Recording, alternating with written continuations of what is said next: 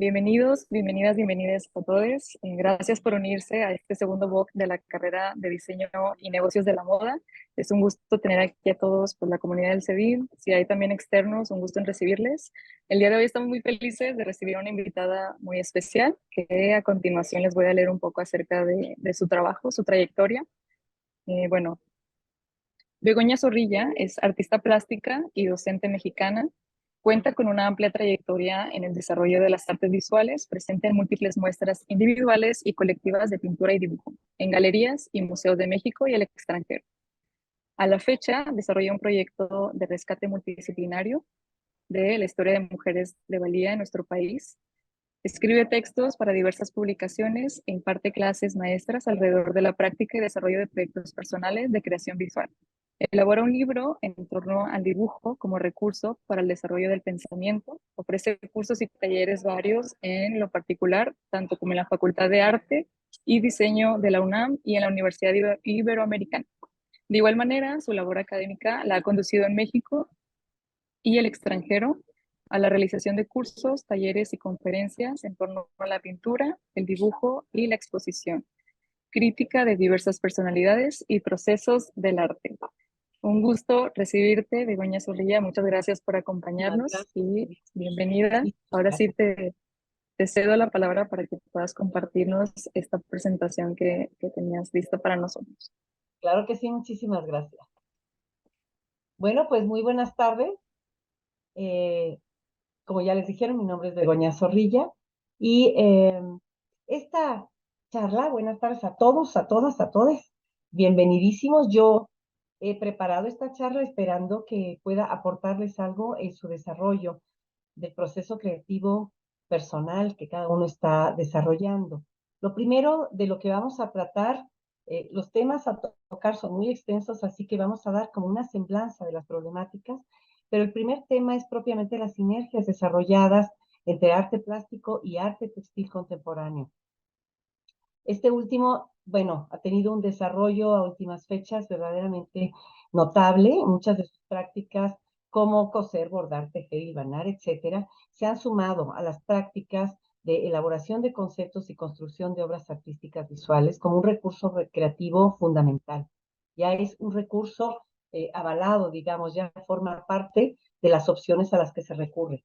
Tal es el caso, definitivamente, de este cuerpo de trabajo que vamos a analizar en la medida de lo posible de la escultora mexicana Miriam Medrés, que por cierto, pues ustedes la conocen, vive justamente en Monterrey, y cuyo trabajo vamos a recorrer ejemplificando con ella la riqueza expresiva de todos estos horizontes creativos. Al mismo tiempo, vamos, antes de entrar directamente con ella, a tocar, a puntualizar una de las herramientas que podrían resultarles funcionales en este proceso de estar generando un mundo propio, un lenguaje particular en el desarrollo de sus creaciones, que es la paráfrasis. Vamos a partir. Ay, ¿y ahora? No puede ser. No, Listo. Sí, ¿por yo qué creo hace que esto? en las mismas flechitas de la esquina, yo creo que, bueno, Ah, ahí ok. está mejor, sí. Hace Y poco bueno, decía, también aprovechando esta pequeña interrupción, se me olvidó mencionar a todos los asistentes que vamos a abrir al final de la sesión un espacio de preguntas y respuestas. Entonces, si van surgiendo dudas, pueden ir anotándolas o igual escribirlas en la cajita de preguntas y respuestas. Y al finalizar la sesión, vamos a abrir este espacio para poder compartirle a Begoña estas preguntas y pueda ir respondiéndolas. Entonces, bueno, ahora sí, muchas paréntesis, cierre. gracias, no, al contrario. Bueno, el arte textil realmente en tiempos pasados fue considerado como un arte menor. Sin embargo, en este siglo podríamos decir que es un siglo de oro del desarrollo del arte textil. Está viviendo una etapa extraordinaria donde una cantidad considerable de artistas contemporáneos pueden utilizar no nada más técnicas y materiales vinculados a las prácticas textiles ancestrales, usualmente suscritos a los ámbitos domésticos femeninos de la artesanía, de las artes y los oficios, como también experimentan con materiales no habituales como el papel, el metal, la película cinematográfica, desechos industriales varios, etcétera, para crear una enorme diversidad de obras textiles en múltiples formatos. No nada más abordan el textil en sí, sino el formato de la pintura, del dibujo, de la escultura, del objeto, del libro, del ensamblaje, del performance, de la instalación, etcétera. Es decir, han abarcado todo el juego de expresión que la plástica ha desarrollado en la historia, podríamos decir, de la pintura, y a la que se han sumado ya no nada más como una herramienta, sino como una posibilidad independiente de elaboración estética. Esto ha derivado en el que si un grupo muy breve, digamos, muy pequeño, muy exquisito de personas eran los interesados en el desarrollo del arte o los entendidos en el desarrollo del arte textil hasta hace poco tiempo, ahora es verdaderamente un atractivo importantísimo de galerías, museos, artistas y coleccionistas. ¿Cuál fue verdaderamente el origen de este gran cambio? Lo que facilitó que se disolvieran las fronteras entre textil y arte. Bueno, tradicionalmente el término arte se refiere a cualquier desarrollo de habilidad o maestría. Sin embargo, este concepto se altera en el romanticismo del siglo XIX, llegando a ver el arte como una verdadera facultad, una facultad especial de la mente humana y clasificándola como una más junto con la religión y la ciencia. Esta diferencia en la creación textil entre su consideración como oficio o como manifestación de las bellas artes está en que el textil como arte no está destinado a un uso práctico, sino que es una construcción de narrativas y conceptualizaciones visuales, lo que a partir de él se desarrolla. Desde mediados del siglo XIX, la ampliación del concepto de las artes visuales y la búsqueda de los artistas de nuevas formas de expresión han llevado al tejido y a la creación de obras con textil a un lugar enormemente destacado dentro de la producción del arte contemporáneo. ¿Y ahora no quiere? No quiere, ¿qué tal? Vamos a ver.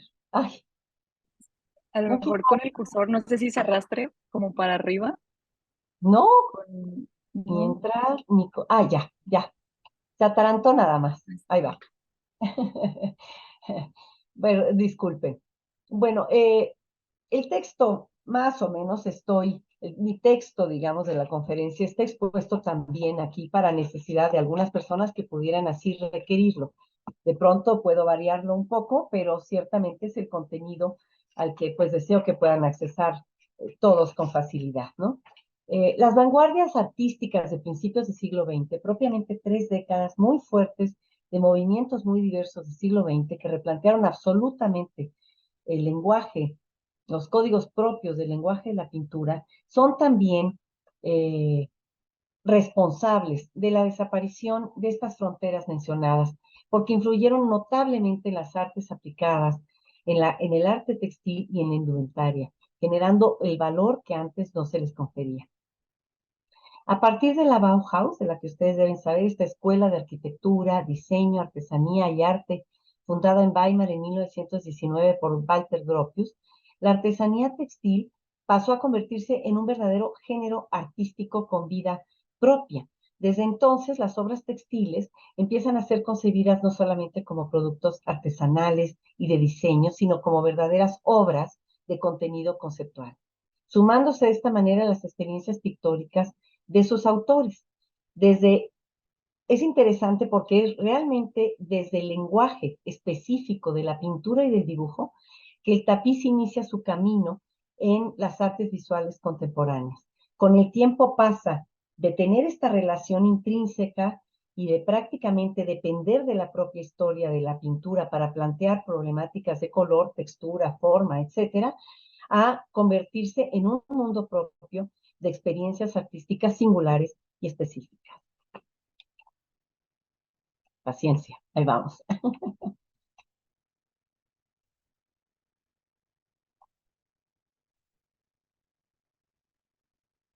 No quiere dejarse, qué infamia.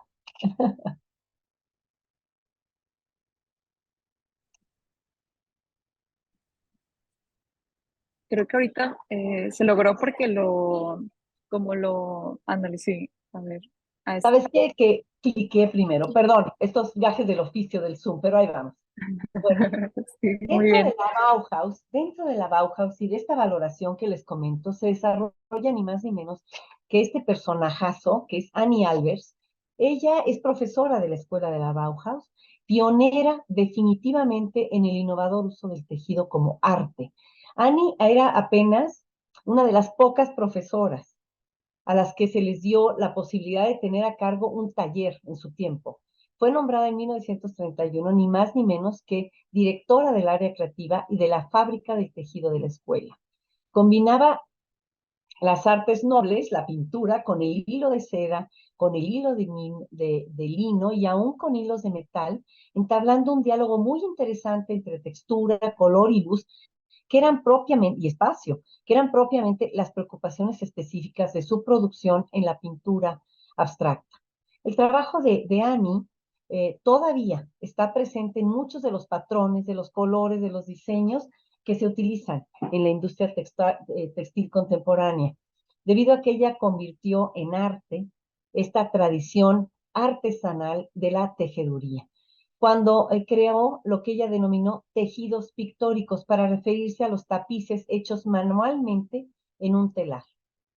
Ella describió el tejido como la aventura de estar cerca de la materia de la que estamos hechos. Hilo a hilo ella va generando tramas con los que inicialmente transpone su trabajo de pintura al material textil.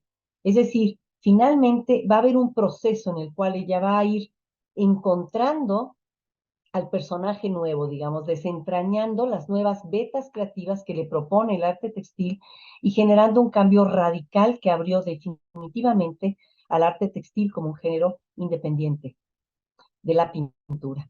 Experimentó con tejidos sintéticos también y consigue dar una gran plasticidad a muchas de sus piezas que son verdaderamente hermosas. México tuvo una exposición hermosísima de Annie Albers y de Joseph Albers hace unos años. No sé si tuvieron oportunidad de disfrutarla, pero cuando tengan oportunidad de ver algo de obra de ellos, corran. Vale absolutamente la pena. Eh, no, tuvo su devoción así más intensa, la tuvo justamente desde muy jovencita por las culturas prehispánicas. Realizó 14 viajes entre México, Cuba, Perú y Chile que influyeron enormemente en su producción desde 1936.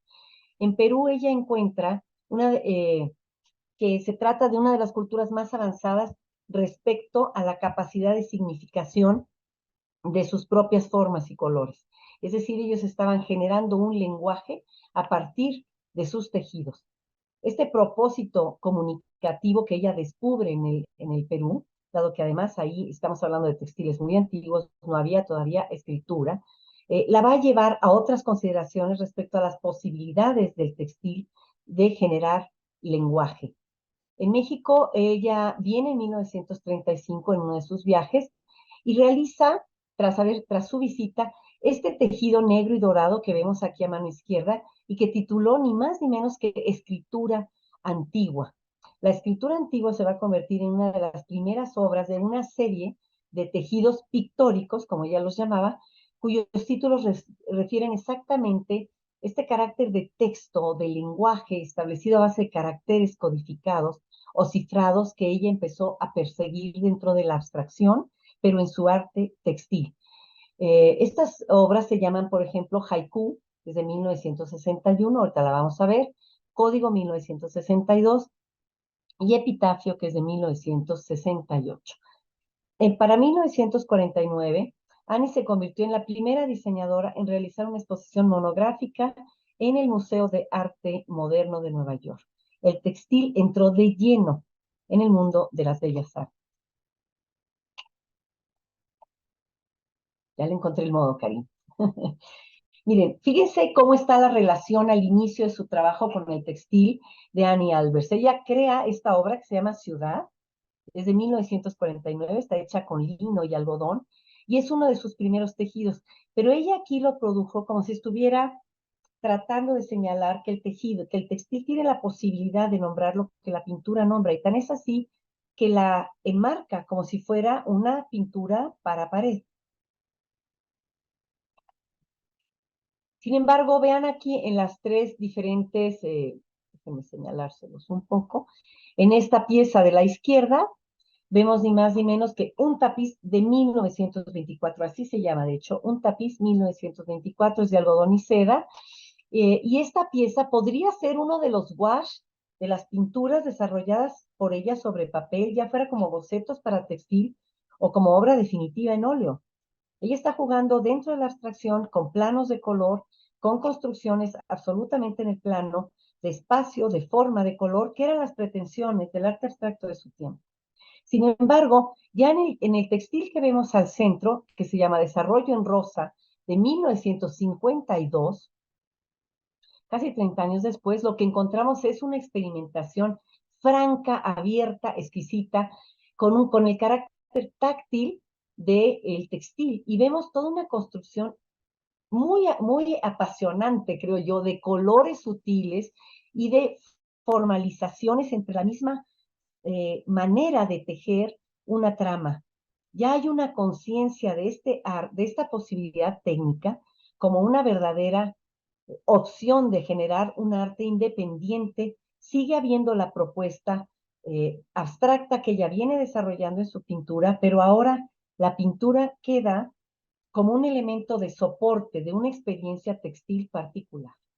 Inclusive a mano derecha ya vemos este trabajo que llamó haiku, que les estaba mencionando, donde vemos que inclusive el formato del textil ha sido configurado a la manera de un haiku, de un poema corto de no más de 3 versos, ¿no?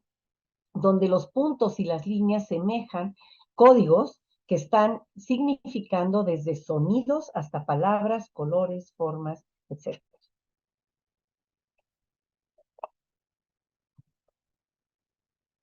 Uy, ay, espérenme que algo entró acá. Se ataranta. Déjame cerrar esto, a ver si hay. Ah, ya. Ahora sí. Bueno, vean esta pieza, hablando de esta progresión en ella de la relación entre el arte y la pintura, dice lo siguiente: dejar que los hilos se articulen nuevamente y encuentren una forma para sí mismos sin otro fin que su propia orquestación, no para ser sentados ni caminados, solo para ser mirados. Es la razón de ser de mis propios tejidos pictóricos. Es decir, esto es obra plástica con un contenido específico de lenguaje pictórico textil. Esta obra, de la que vemos detalles a mano izquierda, estos que tienen ustedes aquí, son detalles nada más. Se llama La Luz 1, tiene 2 versiones, y Albers utilizó hilos de lino y metal para crear la impresión de la luz cambiante, además de la textura. La forma de cruz parece irradiar luz gracias al uso inteligente, justamente, de hilos más gruesos y más finos combinados. Es decir, ya hay un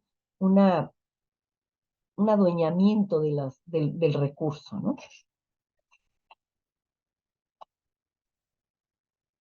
A ver, ahí está. Bueno, tan es así que nos da una lección impresionante de su conocimiento y el desarrollo de su investigación, cuando Hans Meyer, segundo director de la Bauhaus, gran arquitecto, diseñó la escuela sindical de Brno y le encargó a Annie el diseño de un revestimiento para las paredes del auditorio. Los hilos blancos y negros con el que ella arma la tela al frente estaban entrelazados con celofán transparente que tiene una apariencia metálica y que refleja la luz artificial en el auditorio que no posee ventanas. En la parte posterior del tejido, Albers utilizó chenil para producir una superficie similar al terciopelo y amortiguar así el sonido. Por este planteamiento del material, Albers recibió ni más ni menos que su diploma Bauhaus en 1930. El arquitecto Philip Johnson, de esta misma escuela, la recomendó en ese momento para Black Mountain College de los Estados Unidos como maestra y dijo que este tejido fue definitivamente su pasaporte a América.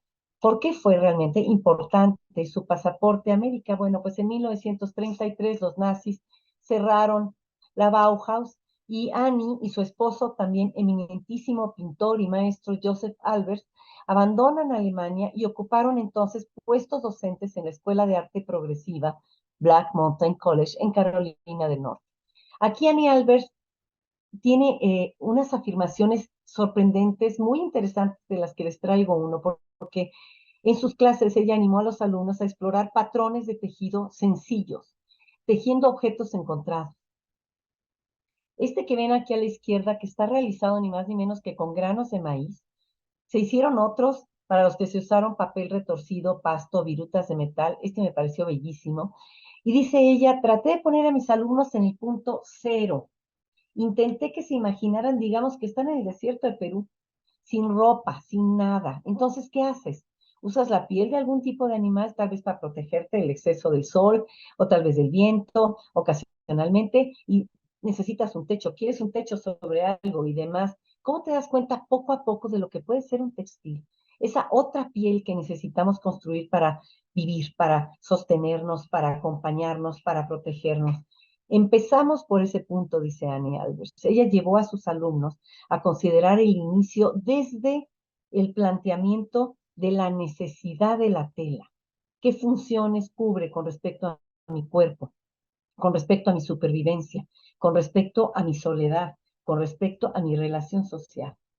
Desde ese punto, ella, que creo que es un comentario de un artista maduro, ya hay un proceso muy grande en 1933 para ella, vivido en el arte y particularmente en el arte textil, que la lleva a poder poner a sus alumnos en este punto de origen para arrancar el desarrollo de sus propios proyectos personales de creación.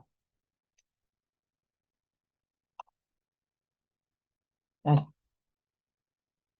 voy para atrás. Bueno, hasta aquí vamos a dejar esta referencia que me parecía muy hermosa para ejemplificar justo cómo puedes partir desde la pintura, involucrarte en el arte textil o partir como lo hace Miriam Medrés desde la escultura en cerámica, involucrarte en el textil y empezar un juego interno en el cual de momento el material que más domina, sea la cerámica, sea la pintura, va a ir rigiendo las normas de tu experiencia con el textil. Pero llega un momento en que se impone el material, esa relación tete a tete, ¿no? Cuerpo a cuerpo con la materia, que en las artes visuales es tan importante y que te lleva directamente a descubrir esa nueva oportunidad que te da definitivamente la tela como recurso creativo y expresivo. Ahora, quiero hacer una pequeña pausa con respecto al tema, solo para desarrollar esta visión que me parece importante. La paráfrasis se define como una frase que expresa el mismo contenido que otra, pero con diferente estructura sintáctica. El arte es la gran paráfrasis mediante la que se revitaliza la cultura. Toda elaboración creativa se sustenta, dialoga, confronta, esgrime, discurre, hasta escupe, vomita, rechaza, excluye a partir de otros discursos y elaboraciones previas. No partimos de cero, traemos todo un bagaje experiencial en obras, en historia, que vive con nosotros, lo traemos cargado en el ADN, ahí lo traemos flotándonos en el mundo de las ideas. Bueno, al rescate y a la revalorización de las visiones de los ancestros, de los antecesores, se les ha denominado renacimientos. Son verdaderos rehacimientos, que son las paráfrasis de experiencias anteriores, de las cuales se extraen respuestas y se continúa la disertación original, abriendo nuevos caminos de análisis, expresión y posibles hallazgos. Los diálogos con el pensamiento expresado en obras de ciencia o de arte y tecnología, de religión y espiritualidad, son formas de aprendizaje y de continuidad, pero también de reconocimiento en el otro, de identificación y de autoactualización y reafirmación. ¿A qué me refiero con esto? Cuando Picasso, en la obra de las Meninas, aquí está sobrepuesta una interpretación de Picasso, una paráfrasis de las Meninas de Picasso, de las Meninas de Velázquez.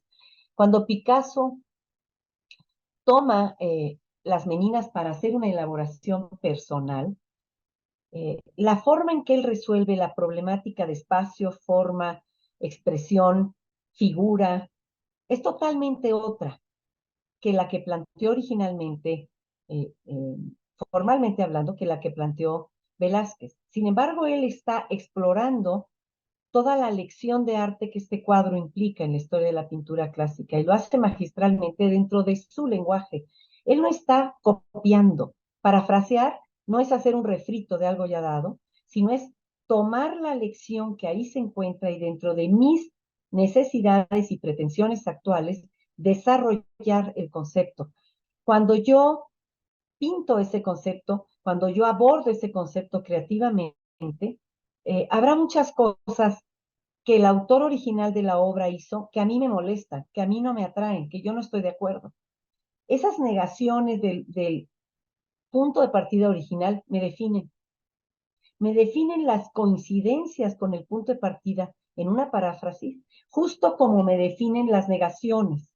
Por ejemplo, en el caso, o las instancias, ¿no? En el caso de esta obra de Francis Bacon, de este estudio sobre el retrato del Papa Inocencio, es una paráfrasis muchos siglos después, de siglo XVII a siglo XX, de 1646 de Velázquez a 1953 de Bacon.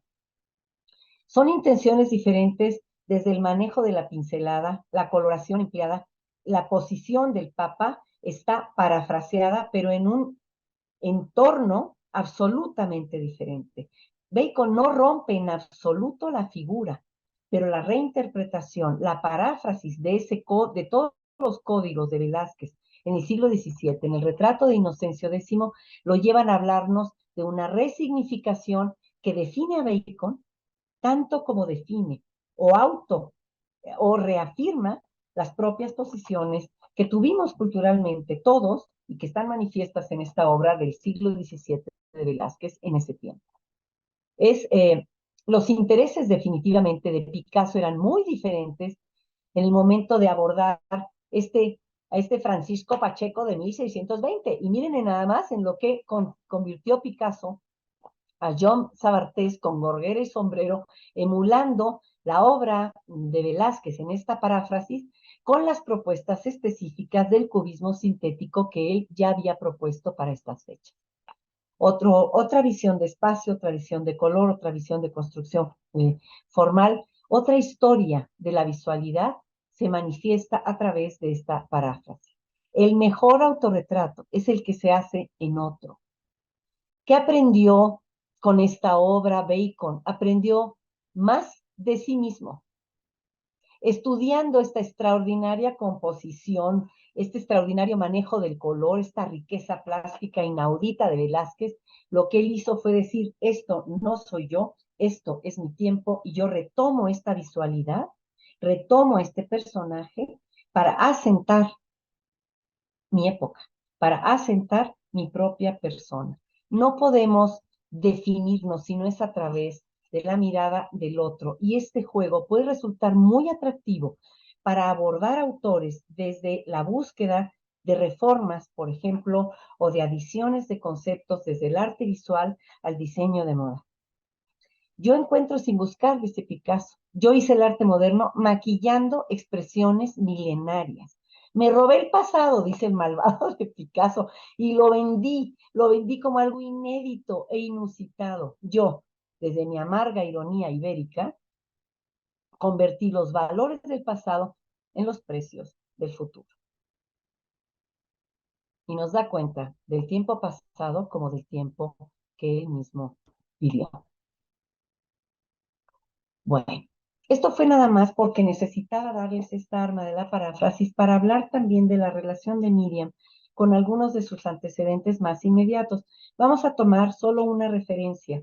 No es que ella la parafrasee, pero su obra parafrasea de una u otra manera las posiciones estéticas de Luis Bourgeois. Y vamos de alguna manera a tocar ese punto por si esto enriquece la manera en que ustedes pueden abordar a Miriam desde sus propuestas personales para el desarrollo de sus diseños de moda. Bueno, Miriam Medrés Rudman es una gran escultora mexicana, reconocida particularmente por el manejo del cuerpo femenino que ha sido como una constante en ella.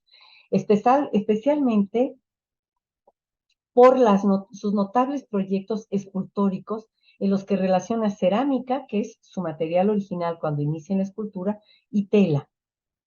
Su desarrollo creativo se inicia en esta escultura, en esta forma de escultura con cerámica, en un taller que abriera la maestra Gerda Gruber, Checoslovaquia, el primer taller de escultura de barro y cerámica en la Escuela Nacional de Artes Plásticas de la UNAM en la Ciudad de México. Heredera de esta lucha, de la lucha de este taller peleado por Gerda Gruber, para lograr la independencia de la cerámica respecto de la pintura y la escultura tradicionales, Miriam responde con un cuerpo de trabajo extraordinario, elaborando una poética del cuerpo femenino que expone su condición de mujer como temática primordial durante el periodo comprendido entre 1984 y 2004. Más allá de su belleza, la forma del cuerpo y el material que lo construye devela contenidos que incitan a la reflexión. Vale la pena abordar la página de Miriam y consultar las diversas series en su galería online, para poder ampliar, de verdad, las piezas son muy hermosas, toda la información sobre estas series. Ella va trabajando por series diversas, algunas llevan varios años y se entremezclan, y es muy interesante cómo hay un elemento conductor en toda la forma en que ella va abordando la temática de lo femenino, del cuerpo femenino y de lo femenino, desde tabús hasta necesidades, enfoques del cuerpo diversos, acciones, condiciones, maternidad, etcétera. Aquí tenemos como un resumen, podríamos decir, no está completo, son solo algunas de las exposiciones que ella ha realizado, series que ella ha realizado: Estructura de la piel de 2008, Hundimientos y abultaciones de 2009-10, Surciendo. Desde 2004 ella ya aborda la tela con la cerámica. Y vemos que inclusive va a desarrollar series donde la tela va a ser el eje constructor de todas las composiciones, como en Surciendo o Lo que los ojos no alcanzan a ver. Sin embargo, también durante estas fechas, como 2010-2011, realiza una serie también muy hermosa que se llama Naturaleza Desdoblada, donde habla justamente de interiores y exteriores, de formas naturales. Algo que de alguna manera con otros materiales y bajo otras condiciones también tocó en hundimientos y abultaciones y estructura de la piel.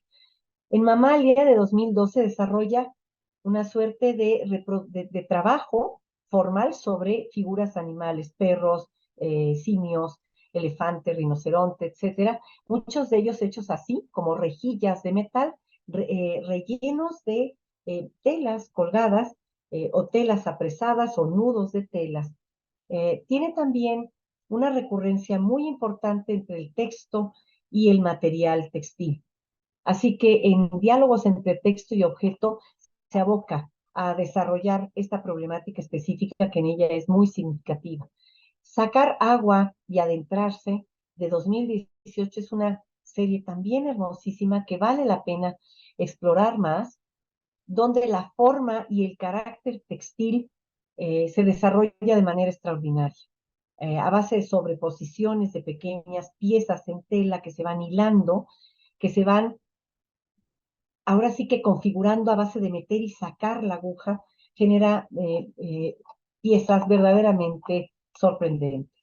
Evocación y Memoria, que es de 2019, vamos a comentar las series finales al término de la exposición, por eso no están en este pequeño resumen. Ahí homenajea a las víctimas de la violencia de género y aparentan ser estas construcciones rojas, flores de tela, flores que están tiradas en el curso de un río y que son arrasadas por ella, por ese curso del río, como el propio olvido respecto a todas estas víctimas de violencia de género. Bueno, eh, quiero ahorita hablarles justo en este proceso creativo de Miriam respecto a la temática femenina, la forma de manejar el cuerpo y a la relación con el textil, las relaciones que tiene ella con Luis Bourgeois. Las labores textiles históricamente estuvieron ligadas a la mujer, como ya mencionamos, estaban ligadas a la labor doméstica, ¿no? El punto, la costura, el deshilado, el encaje, el bordado, fueron siempre disciplinas tradicionalmente llevadas a cabo en casa por labores de mujeres. Y si bien el despertar del textil pictórico, ya lo vimos, viene de la mano de Annie Albers, entre muchas otras y otros, han aportado ya notables desarrollos. Y fue hasta la década de los 60 que la expresión de arte textil se consolidó de forma total, desligándose del ámbito meramente artesanal para convertirse en arte en manos de autoras varias, entre las que destacan Louise Bourgeois. Louise Bourgeois es una de las artistas, ahí les dejo los nombres de las demás, pero para no hacer los bolos con tanta información, ahí están. Louise Bourgeois es una artista, vive nada más 99 años y realmente recibe reconocimiento de su trabajo a los 80. Produce hasta una semana antes, está sacando obra una semana antes de fallecer a los 99 años. Así que tenemos tiempo todos, ¿ok? No se diga más. Es una de las artistas más relevantes del arte contemporáneo. Escultora, pintora, ilustradora, diseñadora de joyas, fotógrafa, dibujante, artista de instalaciones, de performance, artista gráfica, dibujante arquitectónica, grabadora, considerada realmente como la fundadora de lo que llamamos arte confesional, que es esta producción de arte sacada desde la entraña, ¿no? Entendiendo el arte como una terapia individual, personal, en la liberación de las emociones y del trauma propiamente, a través de la producción de la obra, como también este carácter catárquico que la sociedad puede vivir a través de la experimentación de su propio trabajo. Su obra bien es fundamentalmente autobiográfica, pero cuando las obras aún autobiográficas llegan a profundidades mayores, lo que encontramos son obras que pueden tener eco en la vida de muchas más personas, porque asientan problemáticas humanas que si se viven en la particularidad de una vida, también pueden pertenecer en diversas dimensiones y posibilidades a las vidas de otras personas o a la sociedad entera o a una generación en particular. Y eso es lo que realmente sucede cuando experimentamos la obra de Bourgeois. A lo largo de su obra, del desarrollo de su obra, experimentó con muchos materiales, pero también y particularmente con tejidos, cordeles, lanas y redes, y exploró a través de ellas sus obsesiones más íntimas. Descubrió que su impulso creativo provenía directamente de las traumas y tensiones de su infancia, de su historia particular de infancia, e investiga en la escultura temas como el miedo, la vulnerabilidad y la pérdida de control. Ella se refería a su arte como una serie o una secuencia de días y de circunstancias relacionadas entre sí, describiendo su trabajo como el miedo a caer, que posteriormente se transformaría en el arte de caer o finalmente en el arte de resistir. Su familia fue propietaria de una galería de textiles, pero también de un taller de reparación. Perdón, no de textiles, de tapices. Y fue hasta las 2 últimas décadas de su vida cuando Luis decide utilizar la ropa como un recurso estilístico. La aguja para ella es la metáfora de la reparación del daño, una vía hasta el perdón. La costura fue una de sus respuestas viscerales a su miedo al abandono. Era una manera de reparar la herida, de cerrar, de acordonar la fragilidad, de no dejar ir la vida, ¿no? De apresar el cuerpo. Las arañas que ella produce son estas esculturas espectaculares. Esta mamam ha sido exhibida en numerosos lugares del mundo, esta que tenemos aquí a mano derecha. Mide nada más 9 metros 27 y la verdad es que sí es un placer estar debajo de ella y estás entre el temor y la pasión. Estás de verdad conmovido por una serie de sentimientos opuestos que son realmente propicios al trabajo de Bourgeois y que nos atraen con toda su potencia. Siempre me ha fascinado el poder mágico de la aguja, dice Luis Bourgeois. La aguja se utiliza para reparar el daño. Es un reclamo de perdón. The Guggen Child es de una exposición, la primera retrospectiva que se hace de Louise Bourgeois en 2022 y que explora justamente su trabajo con telas y textiles. Ella creó un grupo de esculturas, dibujos e instalaciones que incorporan telas además domésticas, incluyendo prendas de vestir, ropa de cama, fragmentos de tapices personales, objetos procedentes todos de su propia historia familiar y íntima, propia. No se alineó nunca a ningún movimiento político, social, no levantó una bandera feminista en particular, pero su trabajo demuestra en su temática toda esta crisis identitaria que sufre la mujer dentro de una sociedad cuyo tejido social está apoyado en la estructura de la misoginia. El trauma por la maternidad, por la maternidad no acompañada, la falta de paternidad, la corporeidad femenina, atraviesan su temática plástica desgarradoramente. Sus trabajos en tela nos invitan a reimaginar, resignificar los significados de remendar, incluido el concepto de reparación emocional, que en lugar de coserlo todo cuidadosamente, propone un remiendo que expande y documenta la herida. Al final, el remiendo implica también la formalización de una cicatriz, y esa cicatrización, que es también un elemento de sanación, es documento de una herida que permanece. Luis produce su obra en términos metafóricos, relacionando el cortar, rasgar, coser, unir con nociones de reparación. Y la expresión corporal de tensiones psíquicas es también parte de la floración de sus emociones a partir de las formas escultóricas. Para Bourgeois, estas prendas eran tan significativas como las páginas de su diario, por su capacidad de retener la memoria de personas, lugares, eventos, el contacto con su propio cuerpo. Finalmente, todas las obras de arte, todas las obras de literatura, música, pintura, danza, etcétera, son documentaciones, documentaciones históricas de nuestras ideas, de lo que hemos pensado, sentido, visto, programado, ideado, tenido, etcétera.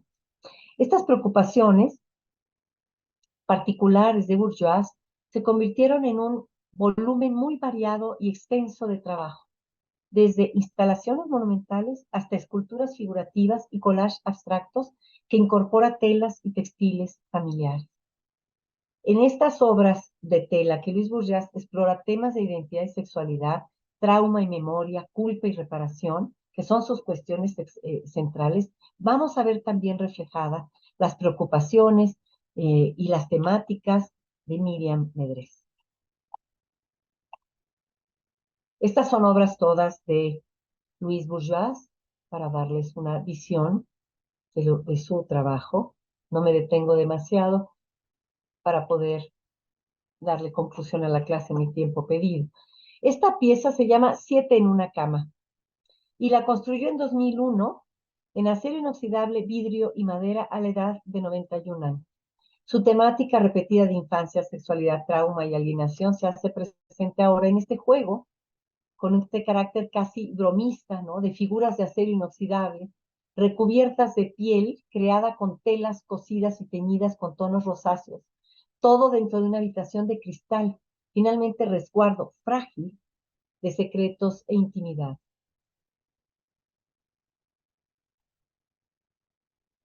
Llegamos ya nuevamente a Miriam Medrés. Entre que si la paráfrasis y espero que lo estén disfrutando al menos. Bueno, hacia 2004, como les decía, el discurso interior de Miriam se va a desplazar hacia la actividad escultórica mediante la materia textil, surciendo, hilvanando, bordando y construyendo rutas narrativas desde sus acciones sobre las telas. Miriam enfrenta la extraordinaria riqueza de este nuevo vocabulario, como lo hizo en su momento Annie Albers. La propia Miriam lo expresa así: aprovecho las similitudes existentes entre la cerámica y el surcir, y es que ambos quehaceres requieren del trabajo con las manos, el sentir los materiales que se construyen desde el vacío.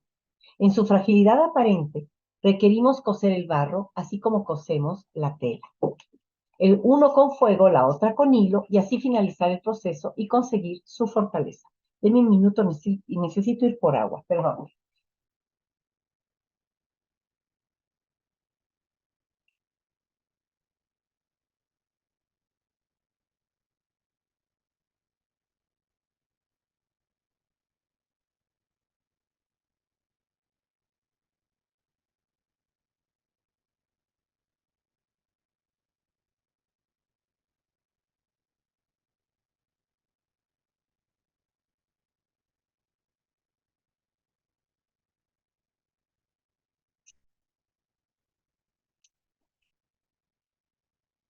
Ay, discúlpenme, me olvidó y voy a pasar una gripa, mi cuerpo me reclama, no vaya a ser que me quede sin voz. Bueno, surciendo Así se llama una serie, y la otra se llama Lo que los ojos no alcanzan a ver. Son dos proyectos escultóricos con los que Miriam inicia en el trabajo de la tela entre 2009 y 2002, y en los que profundiza su proyecto de reconocimiento personal y autocreación, ejes de su trayectoria artística. A partir del desnudo femenino, comparte un universo absolutamente personal, propio, imaginado a partir del principio de lo femenino. Revalora para el arte contemporáneo técnicas relegadas como artesanales, que son parte de las actividades estéticas de las mujeres por siglos, ¿no? Construye cuerpos de mujeres de tamaño real en tela, resignificando la figura de la muñeca de trapo. Estos proyectos se enlazan con la larga tradición de la muñeca como alter ego femenino, compañera y objeto clave en la formación de la imagen de la mujer, de la propia imagen de la mujer. El bordado sobre las figuras se enlaza realmente con el dibujo. Ella desarrolla toda una escritura que borda, y la borda a manera de encaje dentro de la propia tela con la que configura las figuras a tamaño natural. El proyecto de investigación que ella llamó Surciendo implicó la investigación con 24 mujeres que ella midió, que ella conoció, con las que ella compartió historias y a las que les dio en la producción de sus esculturas, de sus cuerpos, medidas diferentes, recreándolas en el encuentro inclusive con su propio cuerpo, porque aparecen de pronto ellas mismas, como lo pueden apreciar aquí a mano izquierda abajo, ellas mismas con su propia estructura ósea mucho más grande, acompañándolas y dándoles soporte. Permítanme. Los títulos de estas dos series, de Surciendo, aluden al acto de surcir, de remendar roturas, de conectar los elementos separados por un lado y por otro, y el acto de dar forma a lo que los ojos no alcanzan a ver, hacer visibles experiencias y vivencias internas invisibles. Utiliza solo blanco y negro en ambas series, evocando la escritura e invitando a una lectura conceptual. Las muñecas no pretenden ser una reproducción perfectamente mimética de la figura de la persona real. El manejo del cuerpo femenino de las dos series se aleja de las tendencias idealizantes y eróticas que han marcado el tratamiento del desnudo de la mujer en el arte, en gran parte de la tradición occidental, para involucrar al espectador en un proceso de compenetración subjetiva, narrativa, empática, sugestiva y en un plano poético, íntimo, simbólico, que ella comparte desde toda su producción. Surciendo es propiamente la primera incursión de Medrés en la escultura en tela y tiene un carácter autobiográfico. Se trata de una elaboración artística a partir de los cuerpos de mujeres, estas 24 que son cercanas a ella. Cuenta Miriam, quise formar un grupo de mujeres de distintas edades, medidas, dimensiones y cuerpos, todas con distintos gustos, actividades profesionales, sueños y deseos. Invité a mis amigas a verse conformadas y reinventadas en tela de manta cruda, surcidas, dibujadas y bordadas con hilo negro. Asimismo, en otro texto detalla, socialmente las mujeres tenemos la necesidad de formar grupos, de elaborar en conjunto, de expresarnos y ser escuchadas. Tai, Eunice, Adriana, Juani, Anita y María Eugenia son las mujeres que colaboran conmigo en la manufactura de este proyecto y que han sumado sus ideas al desarrollo de este. Cada una va acompañada de un órgano interno del cuerpo, vísceras, estómago, riñones, extremidades, huesos, que conforman un todo. Entonces exploro el cuerpo interior para dar origen a un paisaje. Lo surzo, lo hilvano, lo corto, lo bordo y así surge el reencuentro con el cuerpo femenino, pero como una acción colectiva, como una memoria conjunta. Esta es otra de las piezas de Surciendo. Ay.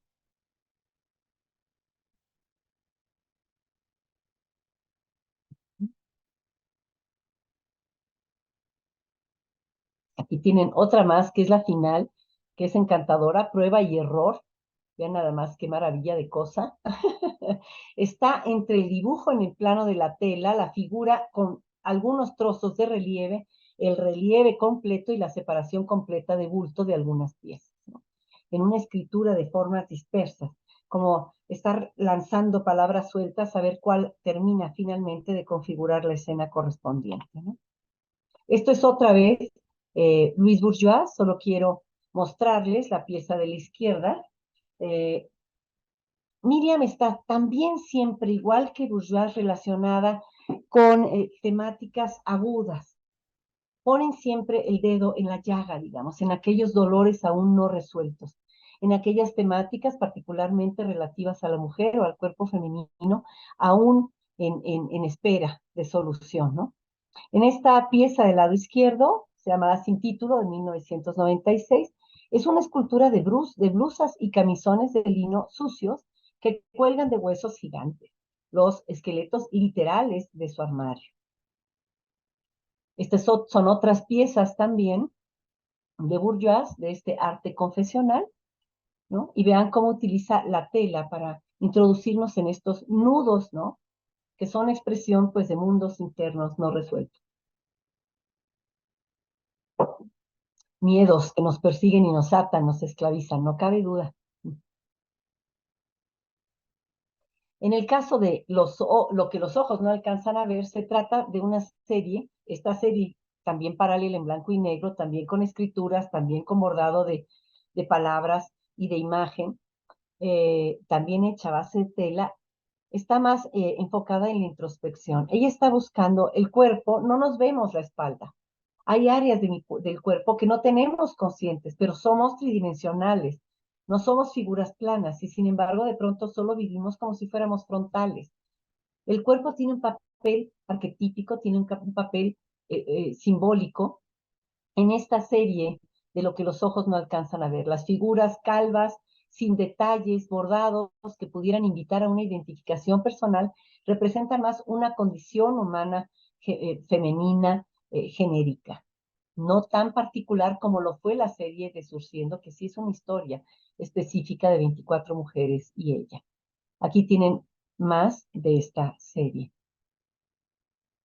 Todas estas cosas que podemos estar cargando a la espalda, ¿no?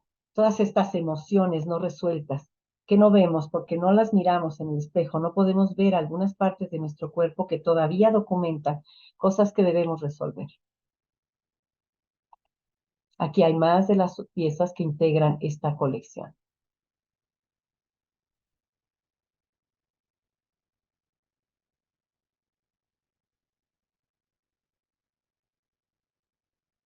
Los textos suelen ser textos muy personales que fluyen con mucha facilidad, sin una pretensión muy radical de poesía extrema o un cuidado. Es muy coloquial el desarrollo de su poética.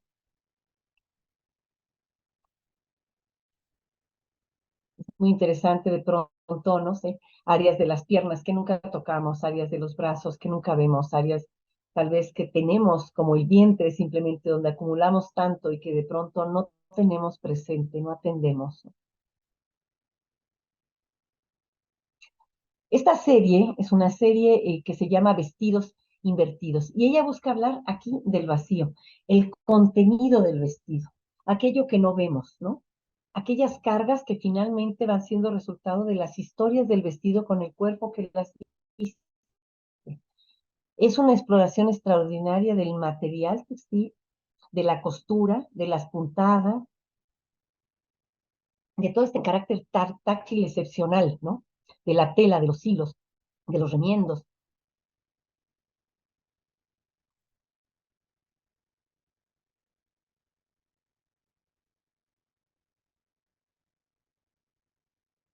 Estas son también de la serie de Vestidos Invertidos. Ahora sí que puros pedazos de tela bordados en negro también, describiendo figuras de mujeres desnudas. Esta es otra pieza también de la serie Vestidos Invertidos. Este de aquí, de hecho, cuando lo ves, aquí está visto de frente, pareciera que está visto de la parte de atrás, pero no, está de frente. Contiene un esqueleto, ¿ok? Contiene al esqueleto. Permítame, para poder cerrar esto. Esta serie es una serie también muy interesante, se llama Vístome Palabras Entretejidas. Se exhibió en el Museo Nacional de Arte, en el Mundial, en 2012-13, y se interesa en la relación entre el texto, textos que ella solicita a 13 escritoras, es, textos relacionados directamente con el hecho de vestir, con lo que implica habitar una prenda o ser habitada por una prenda. Las autoras de los textos, permítanme un segundito, perdón, es que tenía aquí.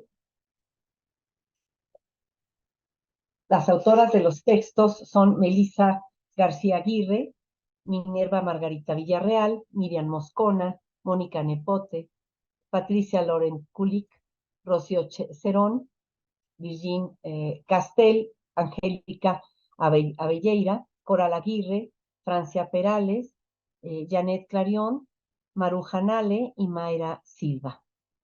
Pero sí es muy interesante cómo esta investigación, digamos, del vestido como un hábitat de memorias.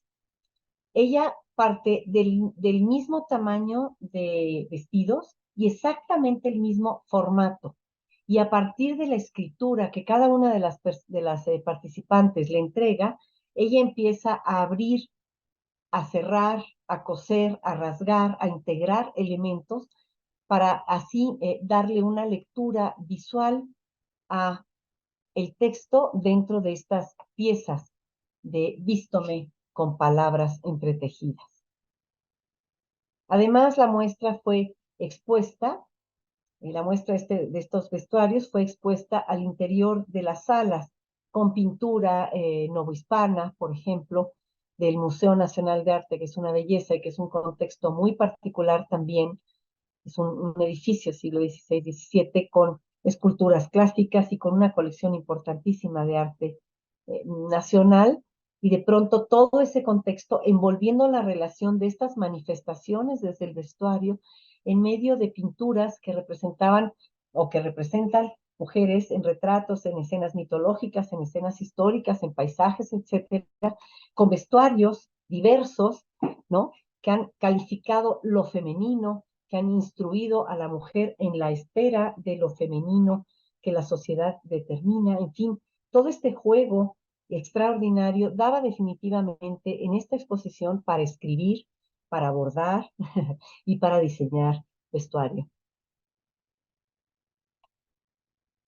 Hoy, la investigación de Medrés se mueve en el marco de su propia experiencia personal. Investiga territorios, roles e identidades inexploradas, redefiniendo sus horizontes creativos, libre, absolutamente libre de parámetros tradicionales o de fidelidades inútiles. Estas tres piezas bellísimas, que son de esas que les mostré también en el recuento de sus exposiciones, de sacar y meter la aguja, sacar aguja y adentrarse. La de la izquierda se llama columna vertebral y estas que tenemos abajo están constituidas, al igual que la de la izquierda, por pequeñas piezas hilvanadas, hiladas, cosidas, que constituyen verdaderamente una red entre la escultura, el tejido y la forma extraordinaria. Son realmente de una belleza singular. Les recomiendo también consultar esta serie dentro de su página. Estas piezas que ven aquí también pertenecen a esa serie. Y la transformación más importante en el trabajo de Miriam Medrés radica en que ha dejado de tener importancia para ella el ceñir toda su expresión a las condiciones de la escultura en cerámica. Es un poco lo que vimos con Annie Albers, porque ella finalmente va de la pintura al textil que todavía no tenía el soporte, digamos, o el aval de las grandes artes, de las bellas artes, ¿no? Como si no tuviera esa capacidad expresiva y la descubre, como lo descubre Miriam también. Sin embargo, no se ciñe a ello, sino la desarrolla, crece y va respondiendo a su propia necesidad creativa. Si en un momento dado ella requiere de la cerámica, será nuevamente su apoyo. Si pertenece al mundo de la cerámica alguna temática que busque explorar, definitivamente lo hará. Y la dejará, si es necesario, por igual. Es esta transformación también la que de momento la lleva a abandonar la forma humana y dar paso a la creación de otras perspectivas expresivas. Aquí la vemos con una muestra en el Museo del Centenario en San Pedro. Se llamó Ni Una Menos y está configurada por 25 camisas. Es una instalación de 2021, en el que obviamente el hilo, la construcción del objeto, en este caso los corazones de tela, la pintura ejercida desde el teñido de las telas.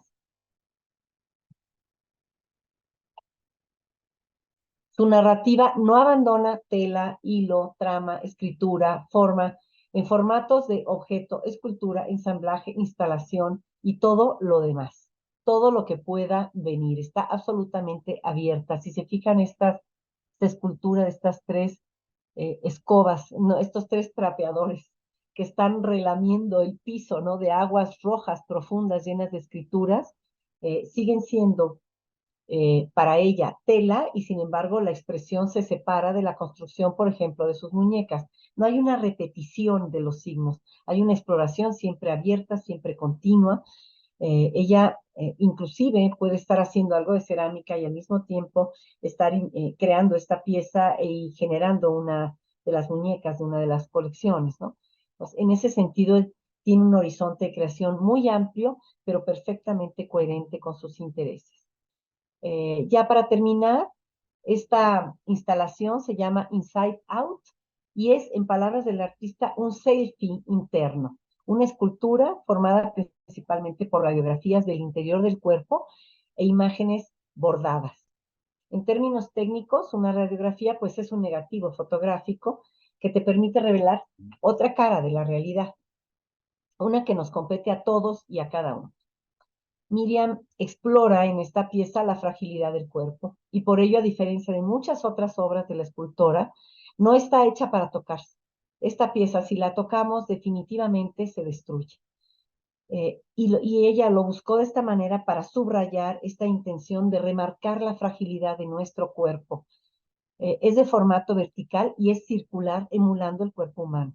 Y está constituida por capas. La primera hace mención a la sangre como fluido vital del cuerpo y la vida, hay un goteo de sangre, y la segunda la constituyen radiografías y bordados que pertenecen a personas diversas, anónimas, desconocidas, y semejan la columna vertebral de este cuerpo, de esta estructura, la más democrática, la ineludible, la que nos pertenece a todos, la que no podemos brincar, la condición que a todos nos hermana. La luz y el sonido son de vital importancia en esta obra, porque la luz nos permite ver las imágenes que documentan la radiografía de nuestro interior corporal y los sonidos corresponden a lo que escuchamos una vez que nos han tomado la radiografía, clic. Ese clic que ya ha dejado de ser porque es ya la recurrencia de la radiografía es ya muy escasa, prácticamente ya no se da. Quedamos impresos en la radiografía desde dentro, expuestos en nuestra condición interna.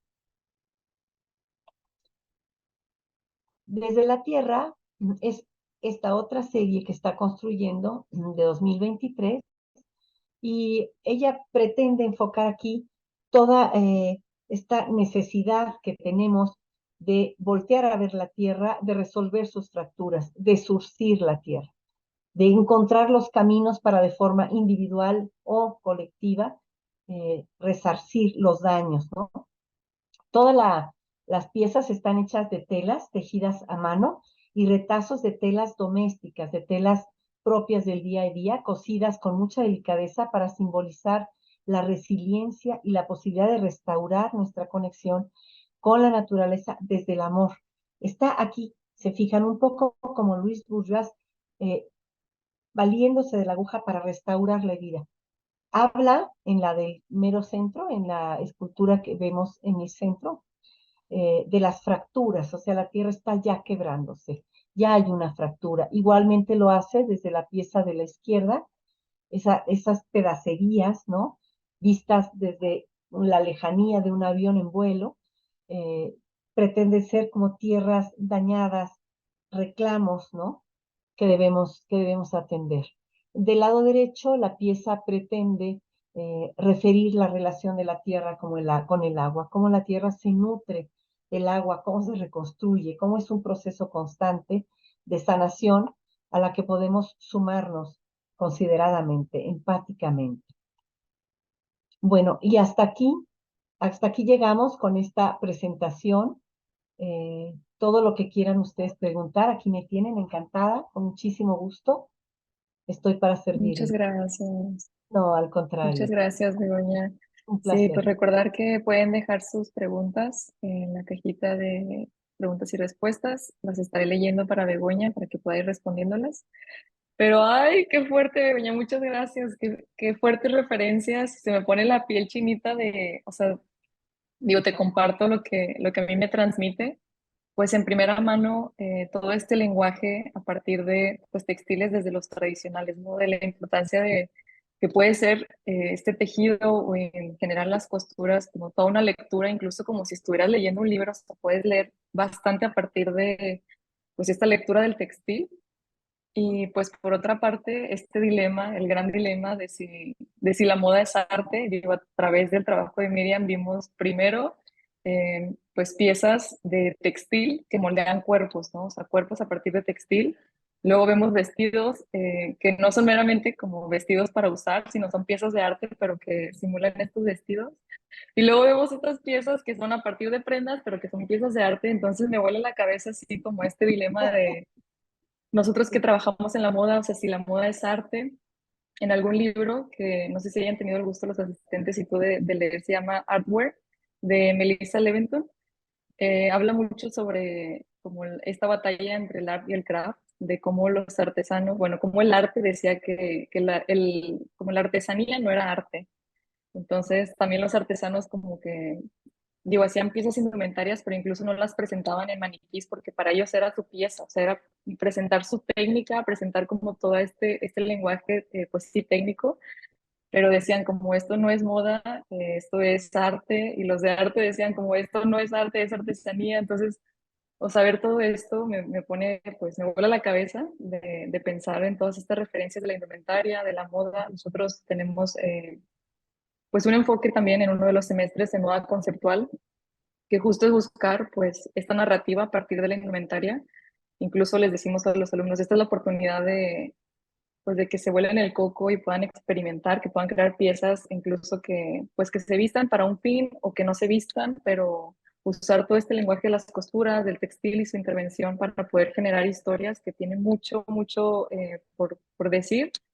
Pero sí, justo esto me pone así como ay, a reflexionar demasiado y sí, pues estoy ansiosa de las preguntas que vayan a escribir y justo ya excelente. están por aquí Sí, compartiendo. ya están. Ok, perfecto. Pero te comento nada más a lo que dices. Ciertamente, bueno, en mi punto de vista, eh, si tú estás dentro del desarrollo de arte plástico, eh, textil o cualquiera, inclusive, finalmente no tienes el reto de vestir a una persona o de que esa pieza se integre a un cuerpo que está en movimiento, que realiza labores, que suda, en fin, ¿no? Que tiene una piel que atender, y muchas otras variables más, desde luego.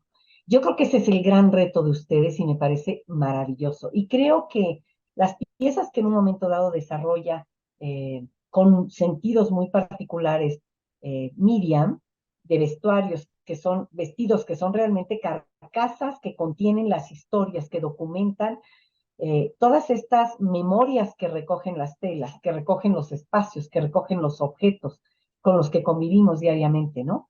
Eh, pero ustedes, claro que pues, primero, para mí es indudable que la moda es arte. Son escultores vistiendo cuerpos, cuerpos vivos, alterando formas, generando contenidos, alterando visiones del hombre, de la mujer, alterando las visiones de la sociedad sobre sí mismos.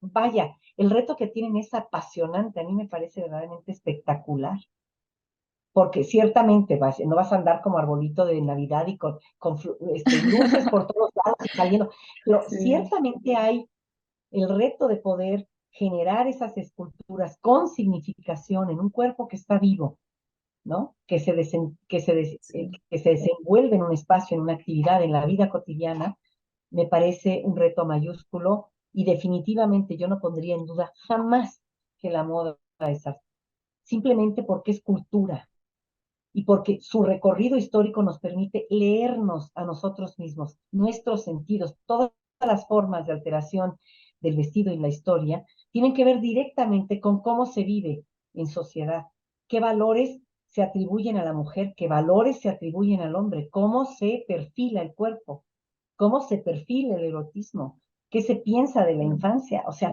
todas esas son narrativas excepcionales que la moda ha ido conteniendo y está ahí para ser leída. Yo no dudaría jamás, nunca, de que la moda es arte. No hay manera de negarlo, porque es conciencia. Manifiesta Claro. en un cuerpo que se viste, en un cuerpo que lo habita Ujú. y que es habitado por la prenda. Sí, totalmente. Muy bien. Bueno, te voy Qué bueno que leyendo te puso la... chinita, qué bueno que te puso chinita, porque no hay manera de vivir a Luis Bourgeois, Miriam, sin Sí, sentir algo.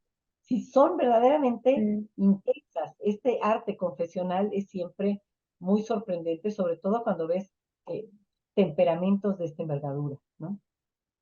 claro. Muy bien. Bueno, ya tenemos aquí algunas preguntas. Claro que sí. Primero tenemos a Alfonso Morales que pregunta cómo han influido estas mujeres y sus obras en su trabajo. En mi trabajo personal, ¿cómo han influido en No, mi trabajo personal Luis Bourgeois y Miriam? ¿O cómo han influido? No me queda claro si se refiere a mí o si se está refiriendo a qué.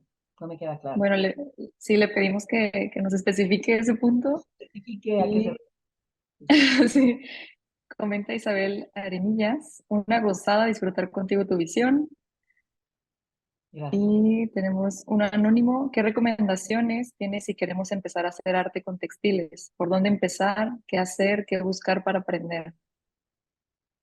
Bueno, definitivamente creo que es importante, primero y antes que nada, familiarizarte con el material y familiarizarte con la historia del arte textil.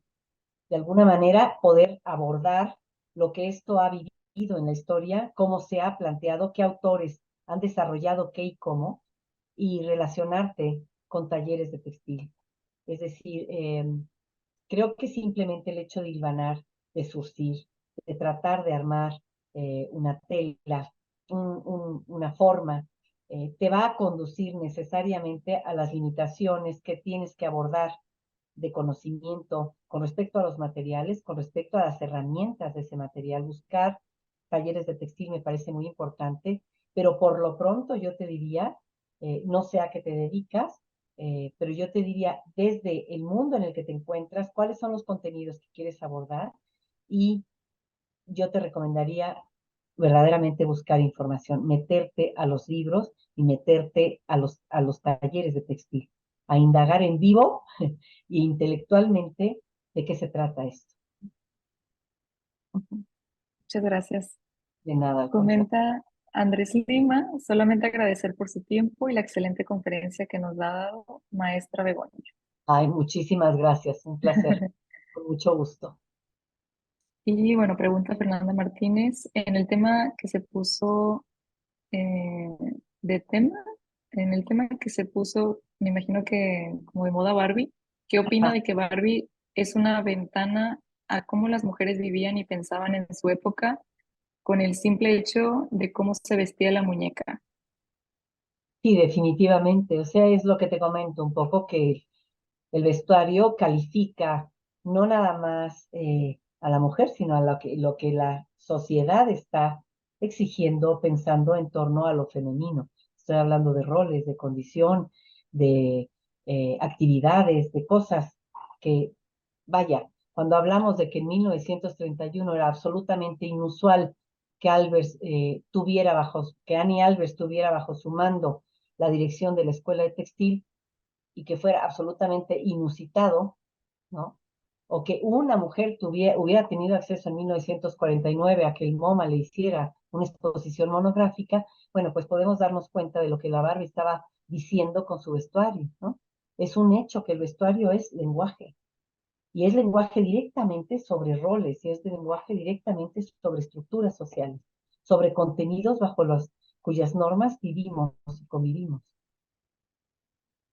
Entonces, hacer un vestuario que pueda sanar algunos discursos, que pueda exhibir algunas problemáticas y convertirse en un punto de inflexión o en un punto simplemente de reflexión, me parece muy valioso, muy válido.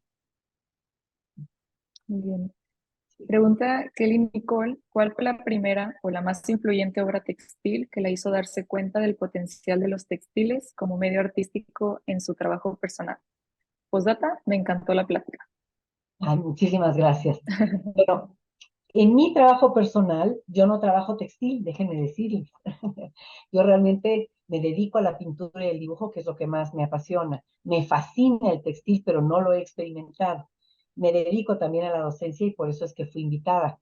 Eh, la verdad es que desde el inicio, te podría decir que desde los tapetes persas, que me enloquecen, o desde lo que hacen los hindúes con las telas desde hace tantísimos siglos, o lo que trabajaron los egipcios, bueno, es verdaderamente para morirse, o simplemente los textiles de culturas prehispánicas me parecen inauditos.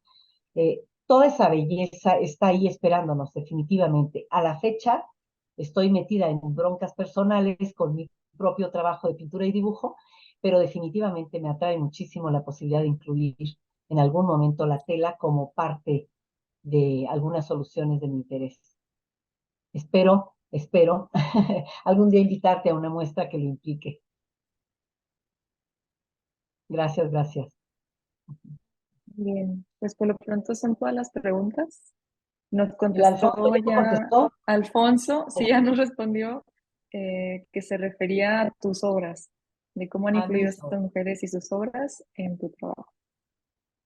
Mira, ineludiblemente, eh, aunque Luis Bourgeois era mayor que yo, estamos cercanas, Miriam y yo, en edades, y somos parte de una generación que peleó muchísimos cambios, que peleamos mucho contra la figura de la mujer objeto y todo el mundo de contenidos que se venden a través de nuestra imagen.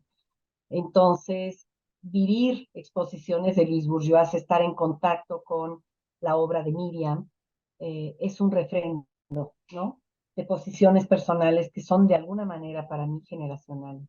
Ahora, Luis Bourgeois es que te enfrentas a una obra que te conmociona, que te conmueve.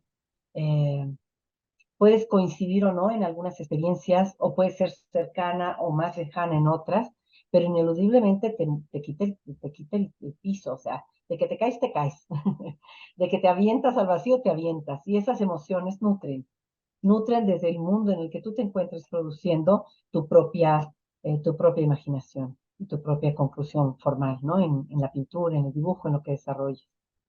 Así que es muy difícil brincarlas para mí. Me pertenecen en sus emociones por mi propia generación. Sí, Muy bien, muchas gracias. no, Pues al estas contrario. fueron las preguntas de la sesión. Igual nuevamente agradecerte por este gran recorrido, que vaya manera de viajar en esta plática. Me sorprendió mucho cómo fue paso a paso llevándonos esta plática a entender muy bien todos los conceptos y finalmente terminar con el trabajo de Miriam. Entonces agradecer mucho por este tiempo que nos has dado, por esta pues sí, plática que compartiste con nosotros. Igual agradecer todas las preguntas que hicieron los asistentes y también por unirse a esta conversación. Pues sí, muchas gracias.